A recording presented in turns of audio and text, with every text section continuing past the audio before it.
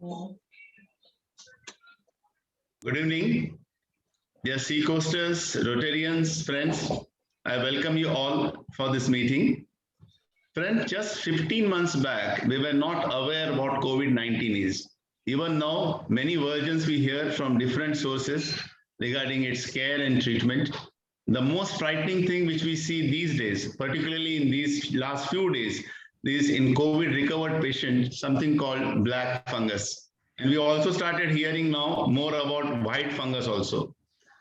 Even many states in India declared this as an epidemic. What is this black fungus and is there any way to recover from it? So let's know more about COVID care as well as black fungus from the expert speaker today, Dr. Varsha Narayanan. I welcome you, Dr. Varsha, to our Rotary Club of Bombay Seacoast. And now I request our Rotarian Lalit Vasisht to formally introduce our distinguished speaker. Lalit, please. Very good evening. Welcome to Seacoast, Varsha, Dr. Varsha. As India grapples with the second wave of COVID pandemic, we are seeing that this time all age groups and almost all families together are getting infected. There are also variant strains which are more infective and sometimes unpredictable. Dr. Varsha today will take you through the home care COVID recovery journey and impart guidance in her talk on COVID home care, important points and health tips. To tell you something about Dr. Varsha Narayan, when I saw her profile, I said it'll take, I think I'll take about 30 minutes to read it out for you. But I picked up some important ones for you and rest let Dr. Varsha do the talking. Dr. Varsha is a consultant for family medicine and holistic health in Mumbai. She has 20 years of experience in medical practice in clinics and hospitals as well as in health and pharmaceutical research. She is an MBBS gold medalist, MS from Maulana Azad Medical College with an IMA fellowship in family medicine. She has further qualified in clinical research from Institute of Clinical Research, Mumbai, and in holistic health and from Apollo Hospital, Hyderabad. She is an expert in the medical cell of National Health Authority, Government of India, and visiting faculty at the KEM Hospital, Maharashtra University Health Sciences. She is also part of Mumbai COVID Mission 2021 group. Dr. Varsha has been treating several COVID patients in home care, guiding them all on all medical and self-care aspects of COVID. She has more than 40 publications in peer-reviewed medical journals and is also a medical reviewer for several journals. She is the section editor of the widely read Indian Practitioner, the editorial board member for American Journal of Clinical and Experimental Medicine. And there's a long list over there. Maybe I'll share it with all the members later. In the meantime, I'll pass it on to Kishorji again. Welcome again, Dr. Varsha. Yeah, now I request Dr. Varsha to please proceed with her presentation, please. Thank you very much. Dr. Kishore? Yeah. Sorry, President Kishore, she will be sharing the slides in between. So Dr. Varsha, how do you want, like you want first to share the slide or start with the question answer? You can start, Sapna, as you're comfortable, you can start, no problem. As you are comfortable, we'll go ahead. Yeah. All right. Yeah, sure. So you can start with and then we'll ask some questions in between, okay?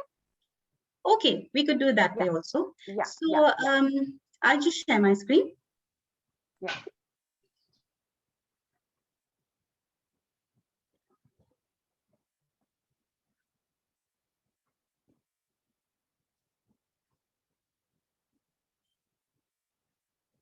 Okay, so I hope the screen is visible. Yeah. Okay. Thank you so much, Lalitji, for that introduction. And I think as of now, all the doctors today are simply in the service of humanity. That is their only introduction and identity. And today, the main purpose of being here, I mean, I'm sure you have all been seeing the news, you are being bombarded by the press, by the media. So everybody is a COVID expert today with all humility. But what I wanted to share with you is our learning experience as a group of doctors who have been treating patients in home care in the last 1 month, ever since the second wave of COVID started. So we want to share the experiences with you, and also we are still learning, but we've learned a lot by treating patients in the last 1 month as a group and individually. So we just want to bring forward to you and share this knowledge of what we have learned so that it would be useful, and also decisions could be taken in a more informed way instead of in a panic stricken or in a scared way. So it's always good to be completely informed and reassured when we take our decisions. So just going ahead, I would like to just start with a few very basic things. So the first thing that I wanted to bring forward to you would be, do I have COVID? This is one of the most common questions that has been asked to me. So very often we have some symptoms. I've listed a whole bunch of symptoms here. So we've seen a lot of patients with a varied presentation, a number of different kinds of symptoms. So when they get an RT-PCR, or now a RAT, which is a rapid antigen test, is available as a test kit at home. So it can be just done and the result is there for you within 10 minutes. So if any of these tests are positive, a rapid antigen or RT-PCR, we all know that it is taken as suffering from COVID. But the whole confusion starts setting in when these tests are negative and one still has symptoms. So the whole question is, I have symptoms, but my test came negative. What should I do? This is the most important thing we hear as the first thing in patients who get treated for COVID at home. Now, if the RAT is negative and you have symptoms, one has to confirm it with an RT-PCR. However, if the RT-PCR also comes negative, what does one do? So if we have the typical symptoms of COVID, that is fever, cough, loss of smell and taste, which is almost taken now on par with any of these RT-PCR tests. And of course, if there's breathlessness, so if these classic symptoms are there, given that the second wave is surging at the moment, you will be treated and monitored as a case of COVID. Now, if these symptoms happen to be extremely severe, we know that 10% of the people need hospitalization probably right at the start. So if these symptoms are very severe and there is shortness of breath, the oxygen is already showing low levels right at the start, then probably it's best to go ahead for a CT scan and decide on hospitalization. So CT scan can pick up a COVID positive situation much before, or even if an RT-PCR does not pick it up. So you may be advised in that case, if the symptoms are severe and RT-PCR is negative, to go for an HRCT. Otherwise, in case of symptoms with no breathlessness and the oxygen being above 94%, these patients are managed in home care. Now, what happens if the RT-PCR is negative and you don't have these typical symptoms, which is also something we see. So you may have vaguer symptoms like headache or tiredness, weakness, or simply red eyes. Some people have digestive complaints.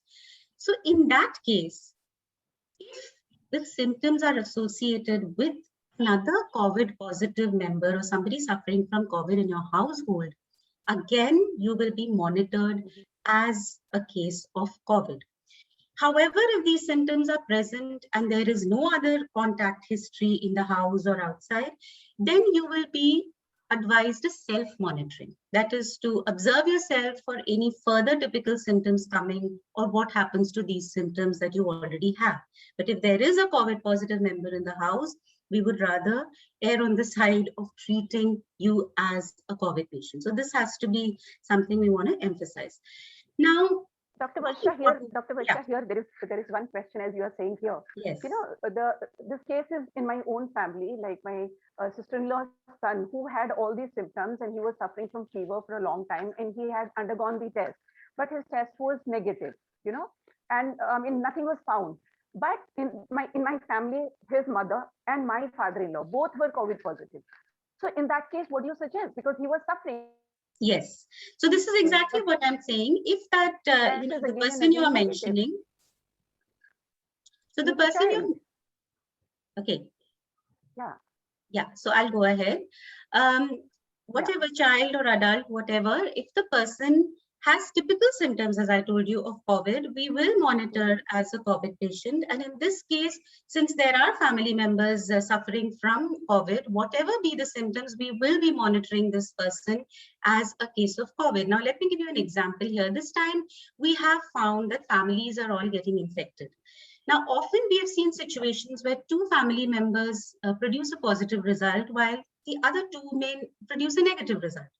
Now, in this situation, we often encounter that the family sends away those with the RT-PCR negative report somewhere else, to some other house, to segregate them.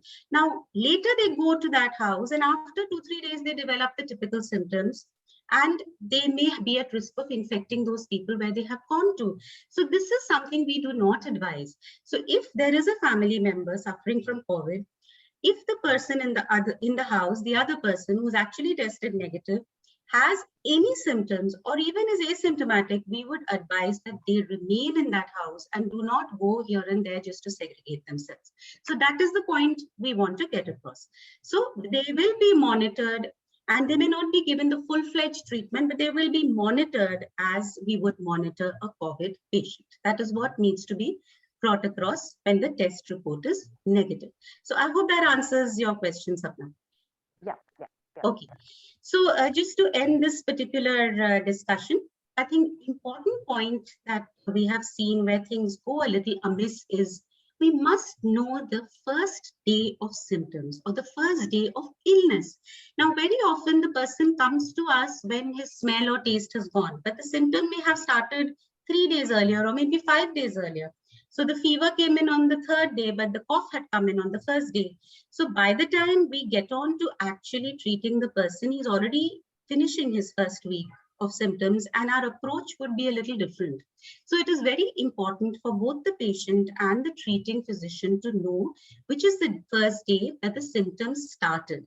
And if this is a case of asymptomatic person who just incidentally got an RT-PCR just to know because family members are positive, then the day the swab was given would be considered the 1st day of the illness. So this 1st day should be recorded and informed to the physician. So this is the first part that I wanted to bring forward to you. Who would be the cases that would be medically monitored as COVID? So Sapna, should I go ahead now or any other query? As you wish. There is another question which Yes. some guests are asking. That is, Yeah. what are the important points of care for home treatment of COVID? I mean, Okay. other than that, what you have discussed. Yes, so this is basically to tell you who would be home monitored and home treated. So now coming to home care. Now these I would put as the 5 pillars of home care. Now these are something that are all in the hands of the patient. So if we start, of course, we know the nutritious diet, and a lot of hydration is important. Drink a lot of fluids. Sometimes taste and smell makes you not want to eat, but that way you can have little semi-solid food, but do keep the diet and hydration as one of the most important things. Second is physical health. So make sure that you're a little mobile. You do walk every 2 to 3 hours in your room a little bit for 5 to 10 minutes. You can do some stretches. You can do breathing exercises. Pranayama is good alternate breathing. So just keep yourself a little active physically. That also makes you feel better mentally. And mental health, third pillar, which is often, I think, already talked about. Mental health is really a very big problem in COVID because we hear so much, we see so much, and we also get so much through the media and internet. So try to avoid reading too much about COVID, and probably this is a good time to catch up on more good topics of reading, listen to music, communicate with your friends, with your family, always be in touch with them because you're isolated, you're alone. So this is very important. And good mental health is very important for holistic healing and for improving better from COVID in home care. The fourth pillar is rest and sleep. So it's probably good that you get your 8 hours of sleep and get good rest, and do not mess it up by panic and fear and probably just going here and there to get more tests done or trying to procure more medicines. That would not be advised. This is the time actually to rest more. And finally, of course, the monitoring and the self-care. So Sapna, the last part I would like to, dwell on a little longer, because that is probably the most important part for both the physician and the patient. So a few things that we do, like the doctor may have given you a list of medicines which you should take timely. And, if a gargling has been advised for a sore throat or cough, that should also be done twice a day.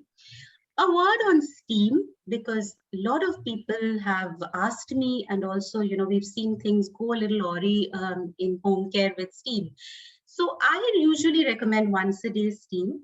And I recommend a clean vessel, which can be used, a clean dry vessel, and then where distilled water is put in that vessel or clean water is put.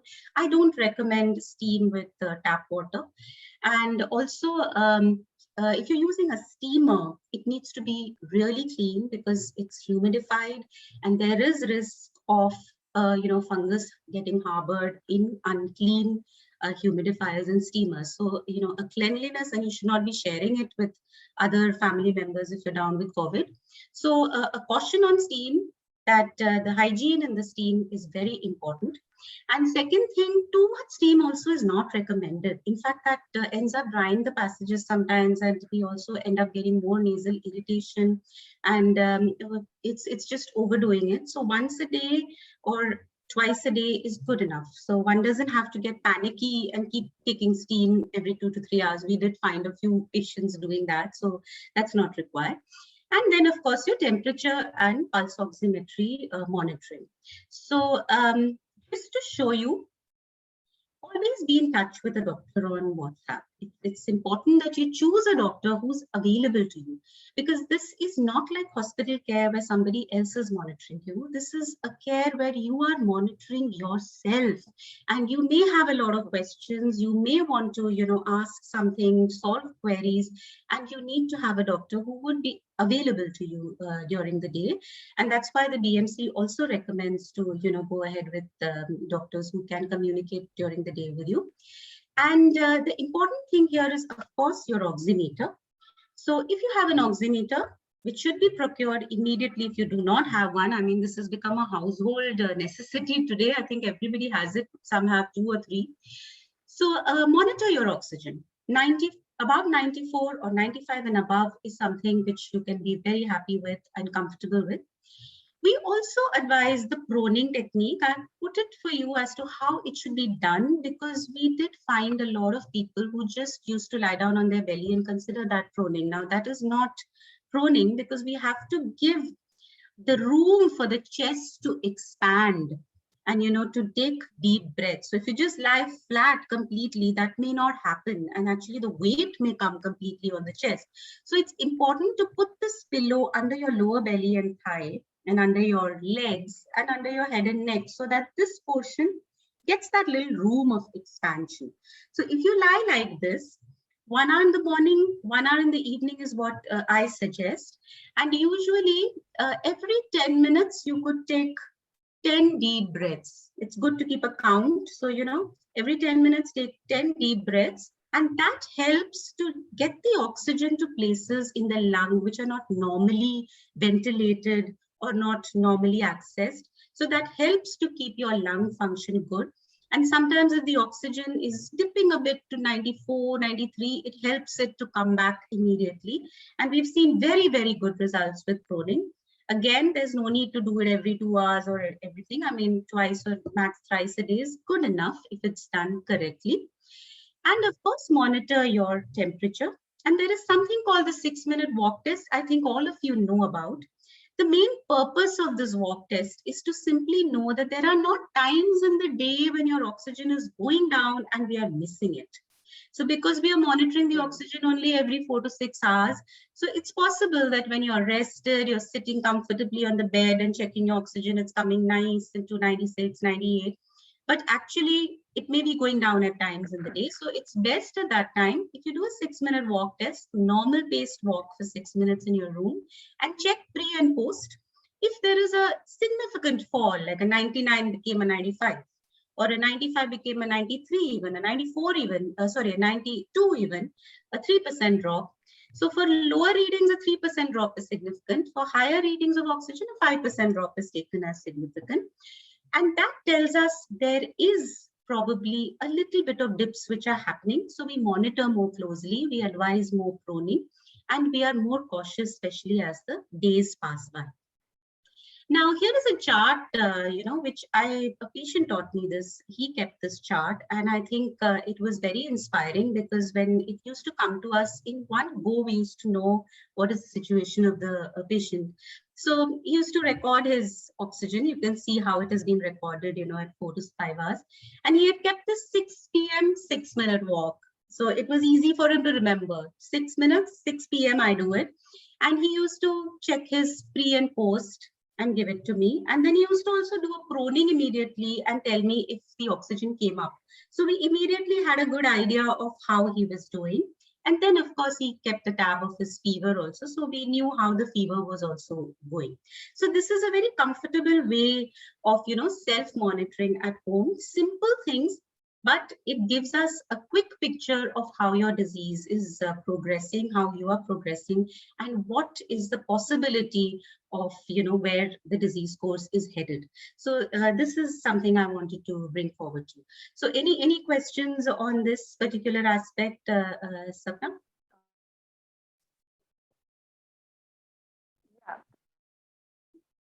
Yeah.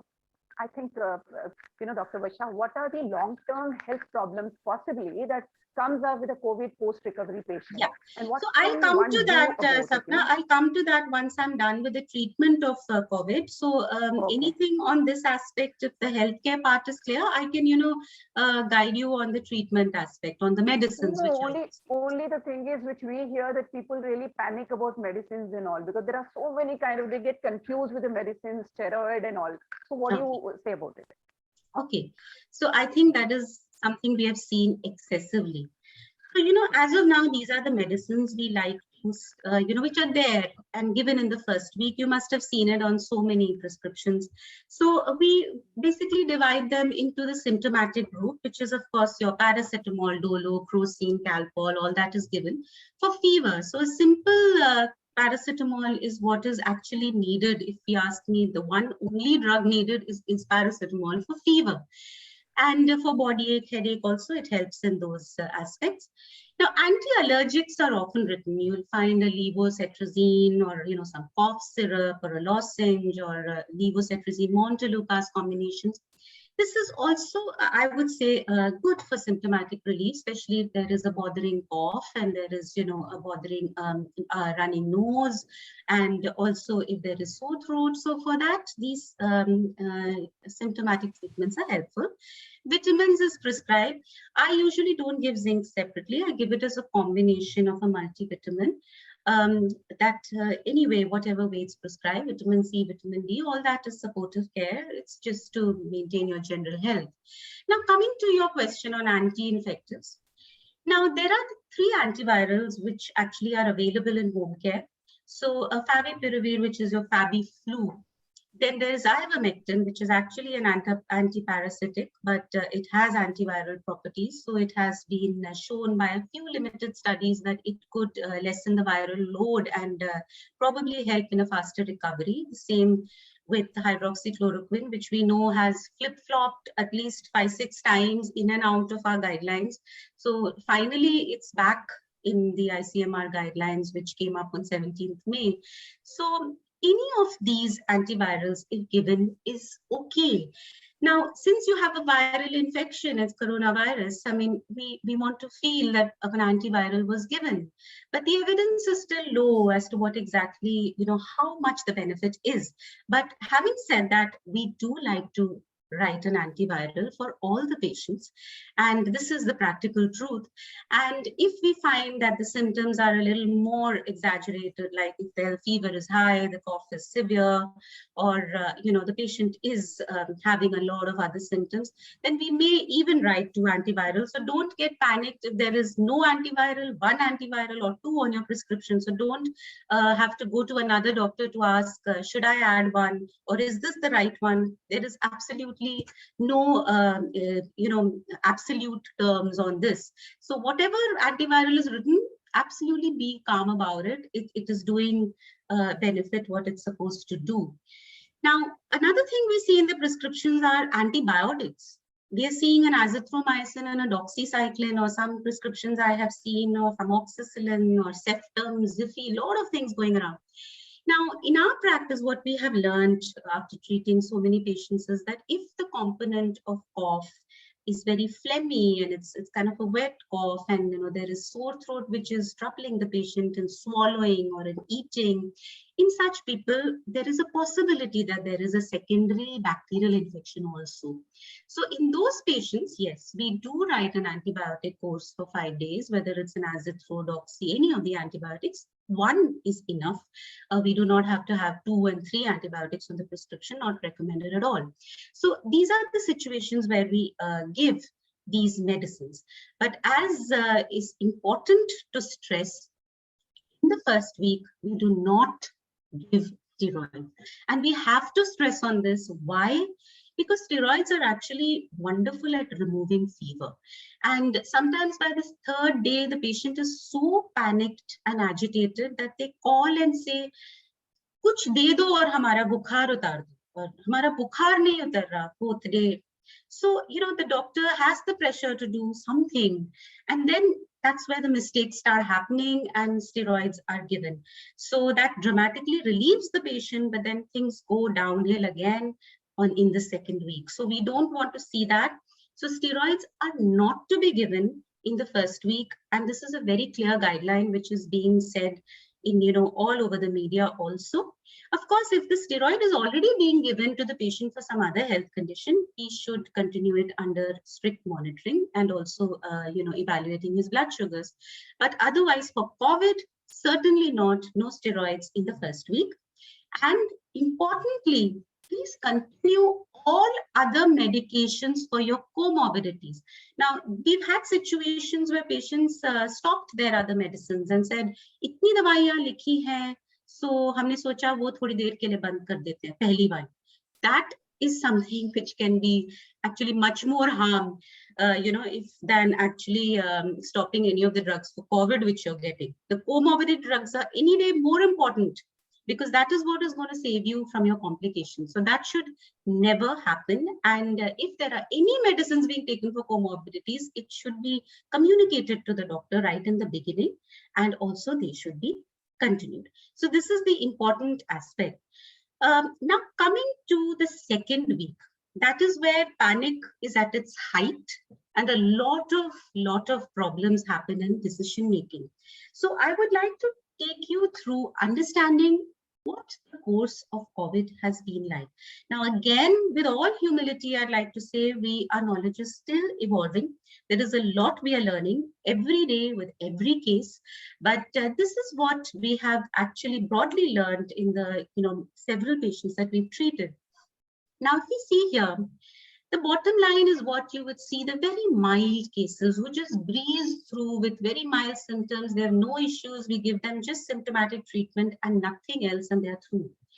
Now, there would be some who would have significant symptoms, like, the fever may go up to 101, 102 the, first few days. The cough may be bothersome and all other symptoms may be there.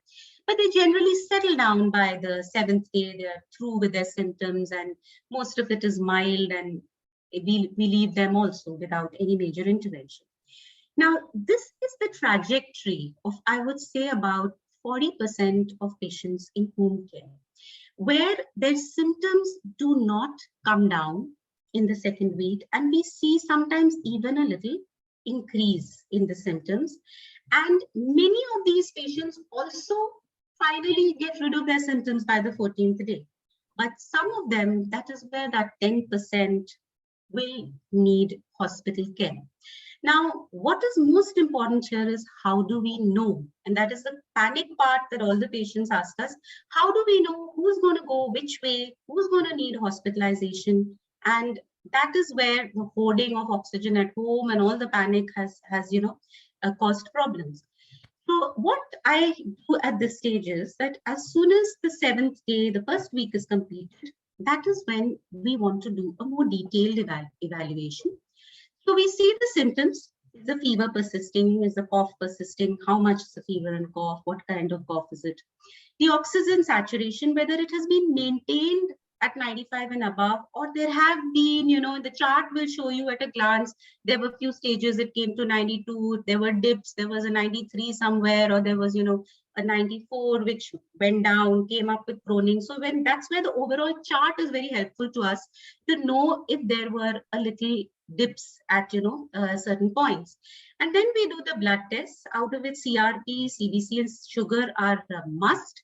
There may be many others that the doctor would advise you, which is fine. Some may want to test your liver function, kidney function, or maybe even other inflammatory markers, a D-dimer, all that. That's added, but these are the basic ones which need to be done. Once we have this picture, that is when we can make a balanced and informed decision instead of a panic pressure decision, which often goes wrong. So if the symptoms are persisting, if there is fever, there is cough, nothing to worry. We've seen a lot of patients having these symptoms for 10 days, even up to 14 days. But if it is mild, 99, 100, or, the cough is not too phlegmy and too congested, and oxygen saturation, most importantly, is maintained. We've not seen any dips. Then we do nothing. We just reassure the patient that you are going to get out of it by simply waiting it out. And there is no need to get panicked and start new medications at this time. And this is very important, because if fever is persisting, even at 99 and 100, the people think that, the disease is not going. That's not true. So that has to be emphasized, that if the oxygen saturation is maintained, has not shown dips, even if mild symptoms are persisting, there is nothing to worry. And sometimes markers are raised, they are going to be raised. So just because you found a raised CRP, but you're clinically recovering, one doesn't have to get panicked and start steroids just because a number is high. Because we don't treat numbers, we're treating the patient. The clinical recovery of the patient is the biggest sign for us. So the most important question that we are told to ask now in all our briefings with the NHA or with our COVID groups, are you feeling better than yesterday? This is probably a very good guide to where the patient is headed.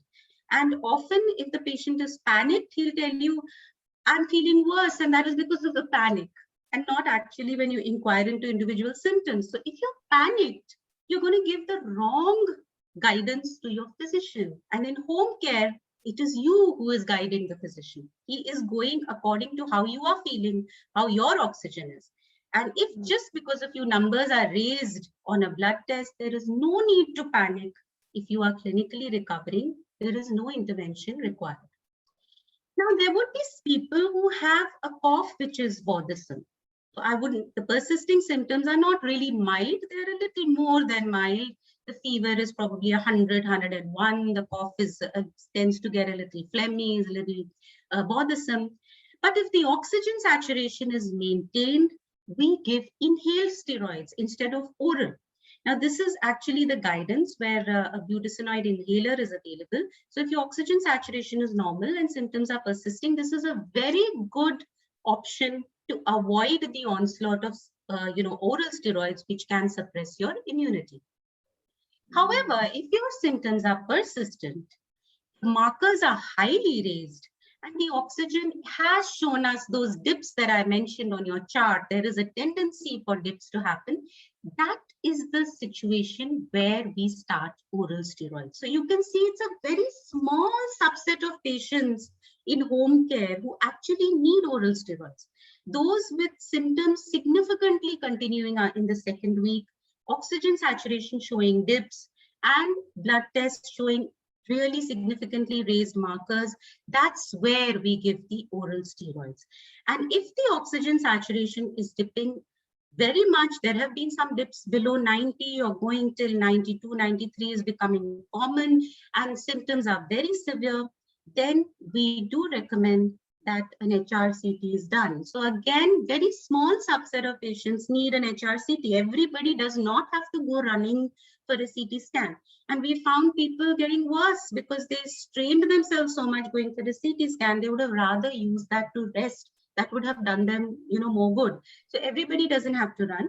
But with these three parameters of persistent symptoms severity, the oxygen dips and the blood tests, we can identify those patients who need the HRCT. And once we get that HRCT done, if it is showing us extremely severe involvement, high scores, 18 and above, probably, that is when we decide to hospitalize and give oxygen therapy. Now, with this kind of an informed, non-panicked decision making, you can see that the hospitalization can be moved from here to here. That is, we can take the right call within 10 days. And that is where antivirals like a remdesivir or giving intravenous steroids or other medicines really do their job. If you're beyond that late stage and getting hospitalized here, you're likely to have a lesser course of recovery. The prognosis is not that great as you get hospitalized timely. But that can only happen if a good evaluation is done at the start of the second week and neither you nor your physician is panicked. So that is the most important thing. Avoid panic. Do not get disturbed by just numbers and do a complete proper evaluation and take the right call. So this is important that I wanted to emphasize.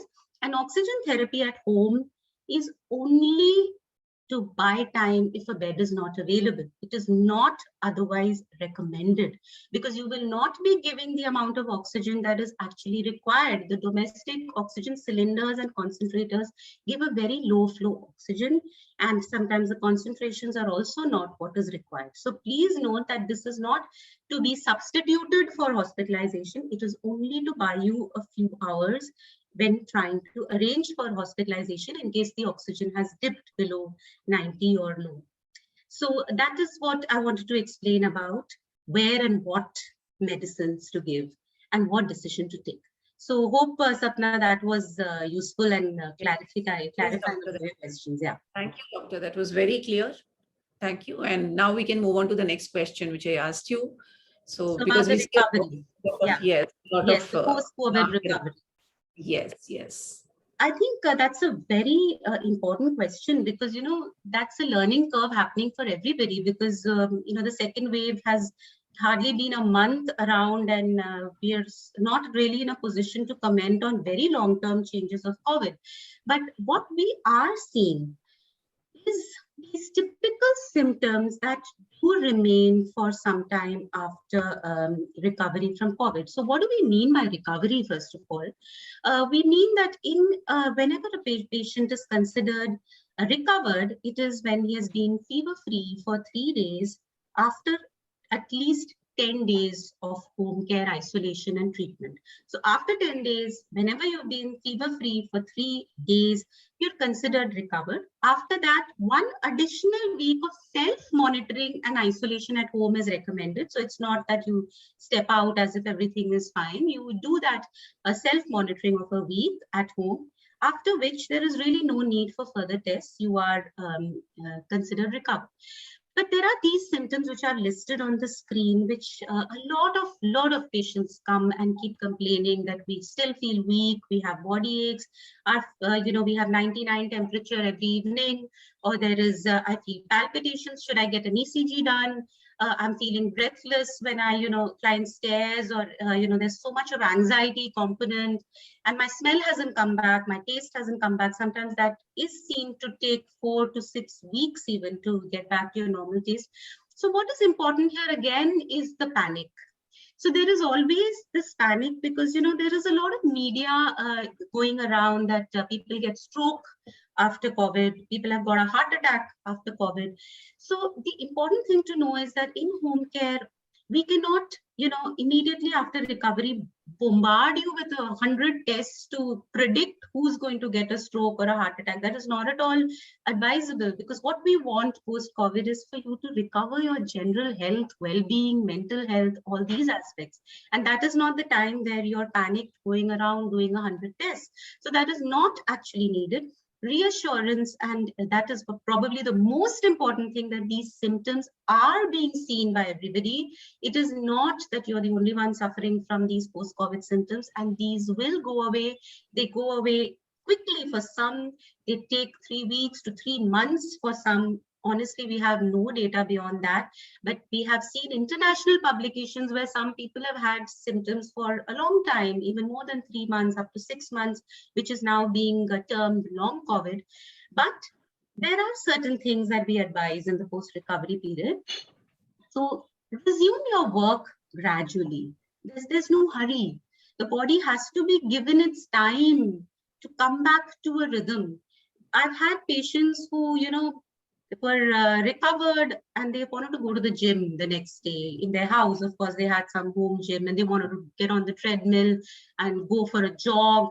So we had to tell them that, great. I mean, it's nice that you're feeling up to it, but we don't have to, prove anything over here or score any points with anybody. Do it in a step-up manner, gradually. If you're walking, walk little. Raise it every day by little, so that you know how much your body is able to take at a time. So stepping up your activities is really important. Continue your breathing exercises, your nutritional supplement, your good diet, and all these things, which is really important. Checking your oxygen once in 2-3 days. I always advise that it's not a time to throw your oximeter and celebrate. Please do keep checking your oxygen. There is no harm in doing that. Be in touch with your doctor for at least 3 months. I mean, we like to know of any new symptoms that are coming up, because now we're going to talk about the black fungus next. So any new symptoms of any kind which are coming up, please do share with your doctor, even if it is any of these common symptoms, for at least a reassurance and a guidance. And do not go running for tests on your own till your physician actually advises you to do so. And there is no need for you to go, as I said, do 100 blood tests or, do antibody checks or even repeat your RT-PCR again and again. That is not at all recommended. So there is no such recommendation, and you do not have to do it unless your physician recommends you to do so. So post-COVID recovery is where you have to build your health back. It takes a short time for some, it may take a long time for some. Reassurance is very important. Gradual step up of work is important, and be in touch with your physician. These are the important points that we would like to emphasize in the post-COVID recovery period. So there are a few questions in the chat. One is by Mr. Virendra Vij. He says, my oxygen reading is always 93 or 94 for the last 14 months since I started checking on the oximeter. Is it a cause for worry? Okay, so is this a person who had COVID? No. You've never had COVID? No. Okay. And have you also checked other parameters of your lung? Like, have you ever consulted a pulmonologist about any lung issue, any symptom or any problem? So I think I'll have to get that person for a few more questions.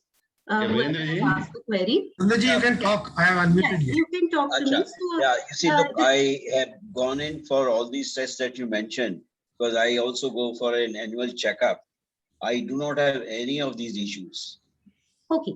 So yes, again, if there are no other symptoms, no other issues, all the tests have come normal and you are feeling great about yourself, the body is what tells you the truth, not the numbers. So it is fine.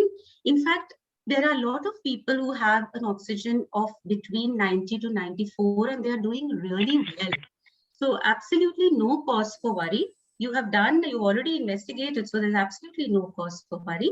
Yes, if you develop symptoms, you feel breathless, that is the time maybe we can, intervene. But as of now, there is nothing to worry. You can practice proning as a precaution, as a good technique. You can practice breathing exercises as something which is anyway very good for your health. So you can continue if you're already doing them, or you can, start with simple breathing techniques and also practice proning. That's about all you need to do at this stage. Thank you very much. It's a great relief to hear this. Thank you so much. Yeah, Dr. Varsha, our Prashant Kalbag wants to ask you some question. Prashant, go ahead. Yeah. Unmute yourself. You are muted. You have to unmute yourself. Yeah, Dr. Varsha, I wanted to ask you, suppose you know some hospital owner and there are hospital beds available in plenty. Then should you play it safe by just admitting yourself and asking the doctors to take care? They'll do the needful, तो हम लोग माथा फोड़ी मत करें, leave it in safe hands. Is that okay? Or what do you recommend? I, of course, ethically cannot recommend reserving a bed, Prashantji, certainly not as a medical person, because there will always be somebody who needs it more than you. But the important thing here is that if you are monitored correctly in home care, and as I told you, at the beginning of the second week, you are well evaluated and the correct decision is taken, then you are likely to have a good window for hospitalization. It's the problem is when the monitoring doesn't happen correctly and the oxygen falls drastically, and then you need an emergency admission in 1 or 2 hours. The window is so small and then beds are not there. Then all the panic and problem happens. So if you are monitored very closely and well in home care, you will be able to make it to the hospital in time. Of course, I mean, if you have a contact and you know which hospital in advance would be your destination, that is always good. But I would not advise reserving any bed or, keeping any No, bed. I'm not saying serving, doctor. I'm just saying that there are plenty of beds Yes. available. And in that scenario, you just say, let's play it safe and admit yourself, No, I would not advise that at all. Getting admitted just, as a precaution is actually not, I find people who are in home care do actually better. It's people whose oxygen therapy, oxygen levels are falling, or they are severely ill who need hospitalization. It is not for people who are not severely ill, are doing well in home care and oxygen is maintained. You would actually recover better at home. So that is not advised at all. A precautionary or just because a bed is available, just get admitted as a, play it safe. No, I would certainly not advise that. Okay, thank you. Okay, so shall we move ahead or any other queries? Yes, Dr. Varsha, you can move ahead. Okay, so I think shall we move to black fungus or any other queries? Yeah, I think Mr. Mahesh wants to ask. Mahesh, the hand is. Yes, Mahesh, you could unmute yourself, please. Can you hear me? Is my voice audible? Yes, it is. Yeah, so it's been 28 days since I've been tested positive for COVID, and I'm still having, nasal congestion, and I didn't have it before. So that is the only symptom, and I'm just having weakness and fatigue. So that's quite common. Okay. So all other parameters are normal. My blood reports, LDH, D-dimer, everything is normal. Okay. And doctors have told that I have recovered very well.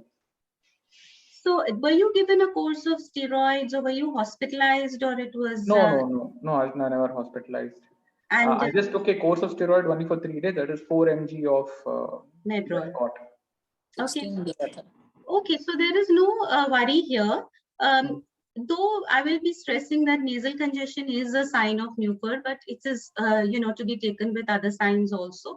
So if there is any kind of discharge which is coming from your nose or you are feeling any kind of pain in the other parts of the face or any swelling, then you should consult an preferably ENT specialist or a pulmonologist just to rule out any possibility, because we are seeing it, the black fungus spread. But from what you are describing to me and from what I can see from your treatment, there doesn't seem to be any cause for worry for a simple nasal congestion. It is commonly seen in a lot of post-COVID patients. You could take a course of levocetirizine montelukast if your treating physician thinks it fit. That is one thing. I'm actually taking Montec LC. Yes, and I'm seeing a difference. It's reducing. Yes. So that's a good sign. So as I said, if you are better today than yesterday, that is what is the most important sign in treatments. You're on the right treatment and you're improving. Absolutely nothing to worry. Okay. Thank you so much. There's a question from Dr. Kothari. Dr. Ashok Kothari wants to ask a question. Okay. We can unmute him. Dr. Kothari, you can ask. See, my oxygen level is 95, sometimes 97, but sometimes 94 also. I am having bradycardia since many years, 56, but nowadays it is sometimes reaching 50, 52 also. My BP is normal, no DM, no other conditions. How alarming it is.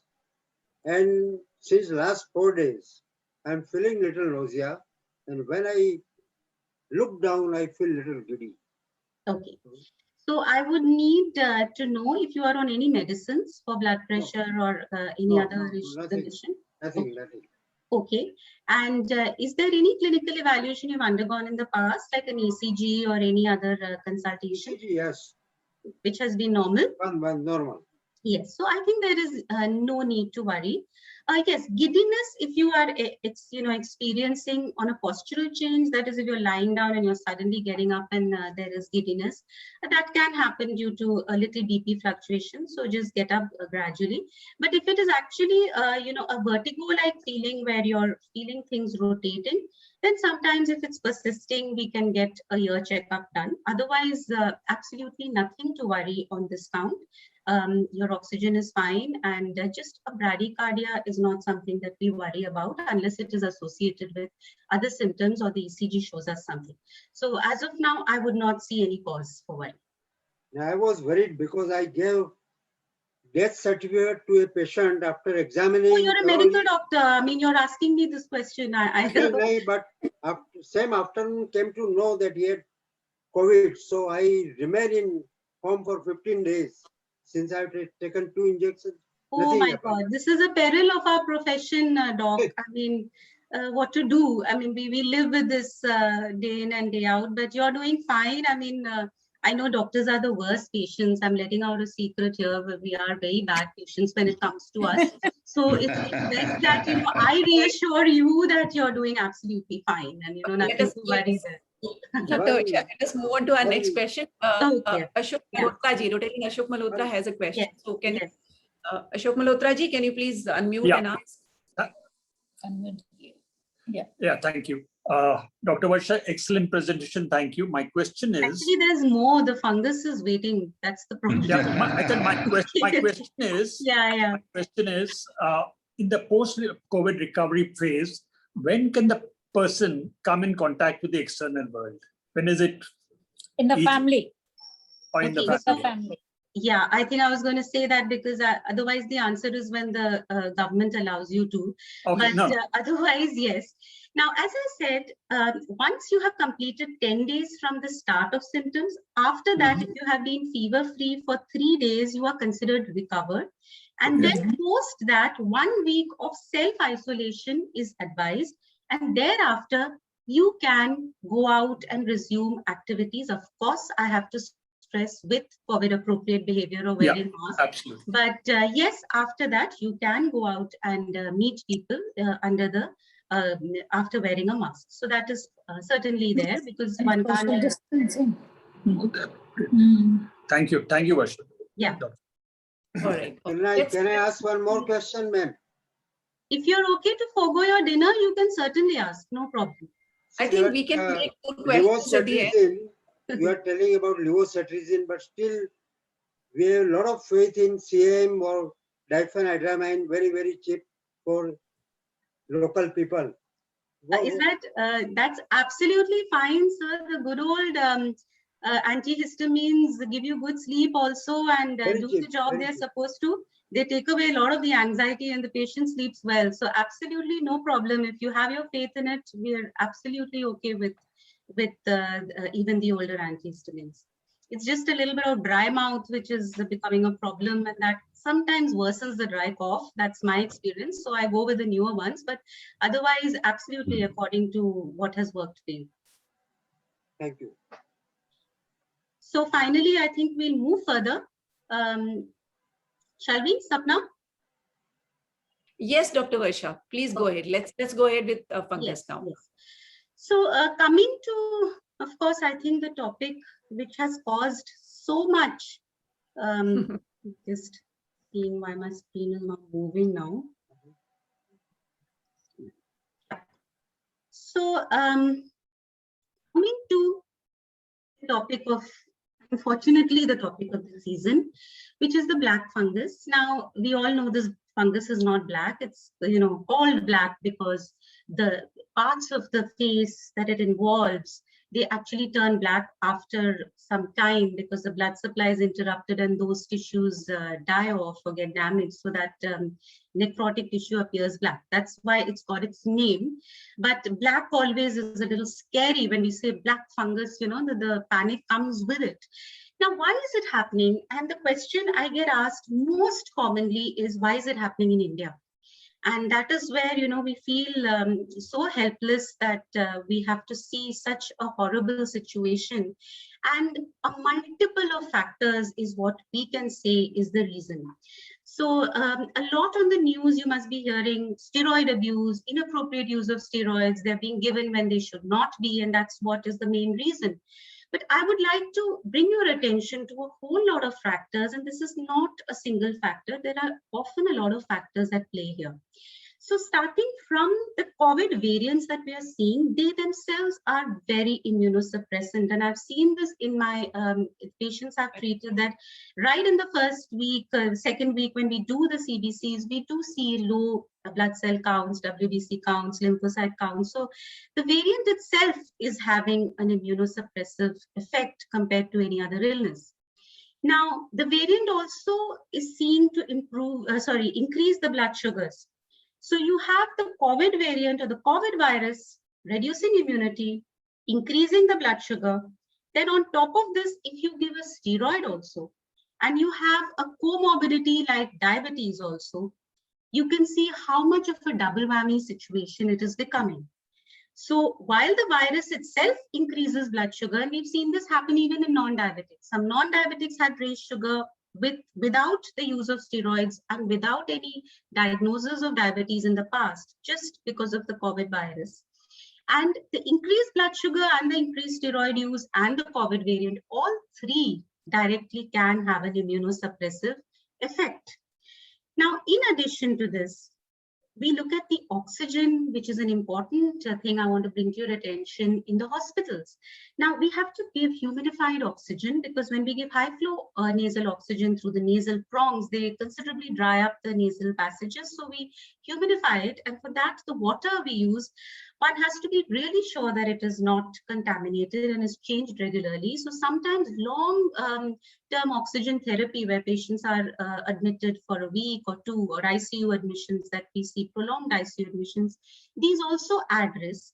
And hospitalized patients also get prescribed immunosuppressants apart from the steroids themselves. Like there was this mad rush for tocilizumab, and it was being given in patients more out of panic than actual requirement. It's required in very, very few patients who actually conform to what we call a cytokine storm, and it is not for every hospitalized patient at all. But then, as you know, there is that panic that let's get all the weapons out on board. We don't know what is going to happen. So there, a lot of indiscriminate use ends up happening, which, you know, could have been avoided. So there are a lot of factors here which play a role. So you would also have heard a lot of doctors speaking that we manage cases of arthritis, we manage cases of asthma, and we give steroids so regularly for months, and we haven't seen anything happen. And some of them do happen to be diabetics also. So why is it happening only here? So obviously there is an important component of the COVID variant strain which is causing the immunosuppression and the hospitalization and the oxygen therapy, which are also playing a role. And also a lot of indiscriminate use of other immunosuppressive drugs, which also includes antibiotics and sometimes antifungals. So if we give antifungals, which are not going to be effective against mucor, we are giving it for some other fungal infection, they actually make somebody more predisposed to mucor. So it's you know, a lot of factors and a lot of medicines which play a role in this reduced immunity and the risk of mucor developing. But having said that, we are seeing, though there is not a formal data having come out, but with a lot of discussion, especially with the health authorities, what we are seeing is that the cases are maximum in patients who were hospitalized and given high dose of intravenous steroids or given prolonged steroids in home care without proper sugar monitoring. So the key here is monitoring the sugar, even if you're giving steroids, and to not use it when it's not required. So what are the symptoms that we see? So this virus, this fungus usually enters from the nose and it goes towards the sinuses, and it can go, to the orbital apex, that is the back of your eye, and then go upwards towards the brain. So generally the symptoms that we see at this point are nasal discharge, a blocked nose with discharge, which could be thick or sometimes blood-stained or discolored. Then there is pain or swelling around the face, around the nose, below and around your eyes. There could be, a discoloration, there could be pain, there could also sometimes be a numbness. So these are all, signs that you should pick up. If there is any feeling of a numbness or swelling on one side or pain creeping up in the sinus areas or a bad persistent headache, these are all, telltale signs. Then of course, visual blurring or doubling of vision. Doubling of vision is a very important sign, that the infection is spreading towards the orbit or the eye. And sometimes there can be a loss of vision also.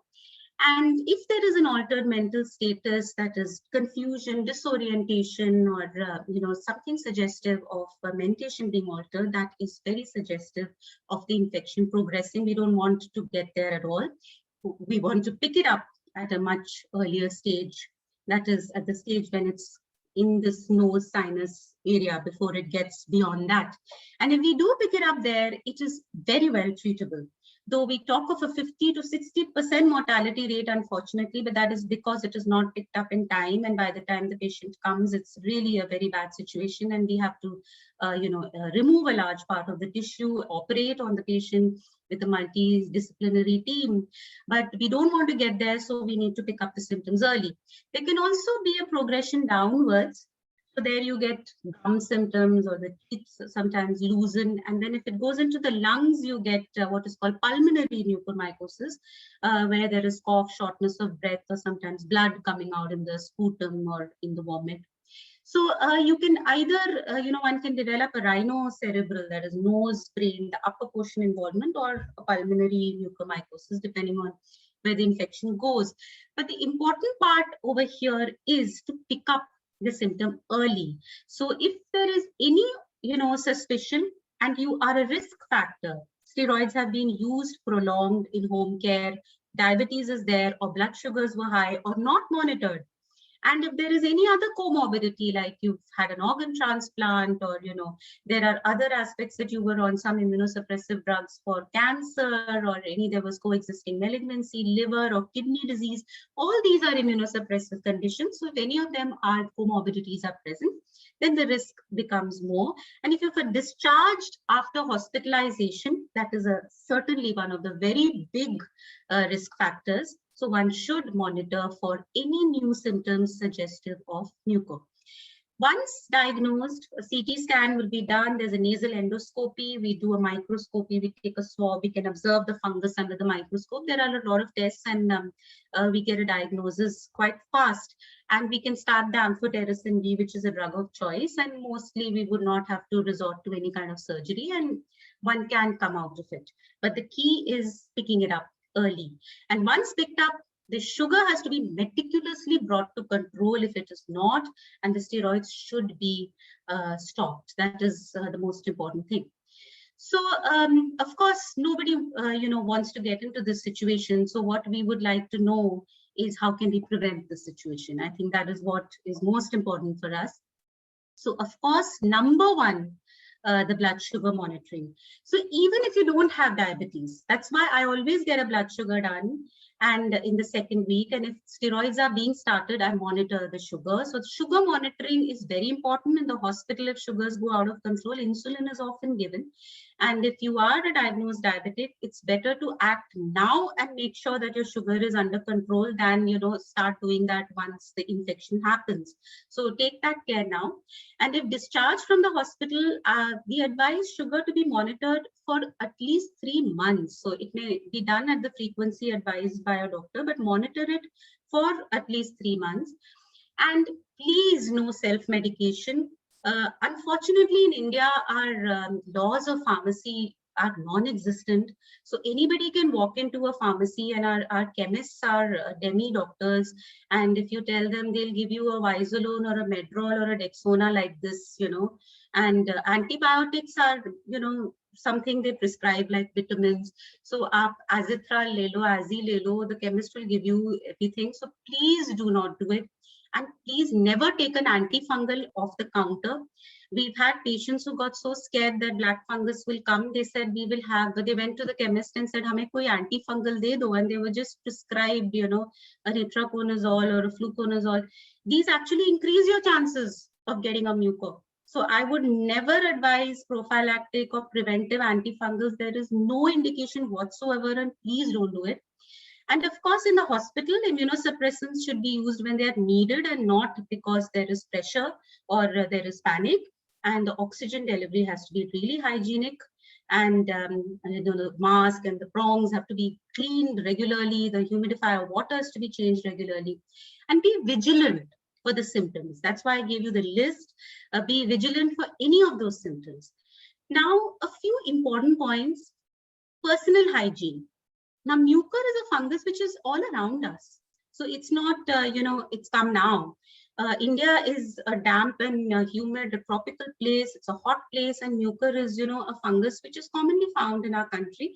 So if you go out to the garden, it's there in your soil and in leaves and plants and wood. It's there in, vegetables and fruits which are decaying. So do not allow that to happen. If you are in contact with soil, or you've been handling manure, you love gardening, your pots, or you're handling wet garbage, in all these situations, wear gloves, appropriate footwear, and also a mask. And as soon as you're done with that activity, please come and wash your hands, feet, and your face properly, so that any mucus spores are not inhaled accidentally. And also dispose of your wet garbage regularly and keep it closed. That is what we advise. And a mask is something that, if you're wearing prolonged, remember you're breathing out into the mask. And when we breathe out, water vapor is also something we breathe out. So the mask becomes moist, and especially if it's a sweaty environment like it is in Bombay, the mask becoming moist is very common. And never wear a moist mask. So if you feel the mask is moist, remove it immediately, change the mask. And if it is a cloth mask, please wash it at the end of the day, because we sometimes just keep it. Maine sirf 1 ghanta pehna, 2 ghanta pehna, I'll wear it tomorrow. Let's not do that. At the end of the day, a cloth mask has to be washed. All disposable masks have to be disposed. We do not have to conserve on this particular aspect. So that's really important, that the mask is not worn moist and is regularly changed. And above all, I want to stress, for those who haven't taken the vaccine, the vaccination is a very big element which can reduce risk for mucormycosis, and of course COVID.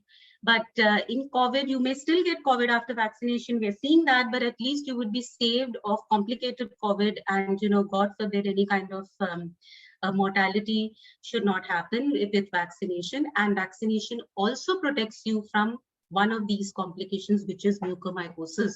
So that is something also which goes on to the preventive list for the black fungus. So if we take care, we identify the symptoms early, we do not irrationally use medicines, and take care of our hygiene and get vaccinated, I think we do not have to get panicked about this black fungus. So Sapna, over to you.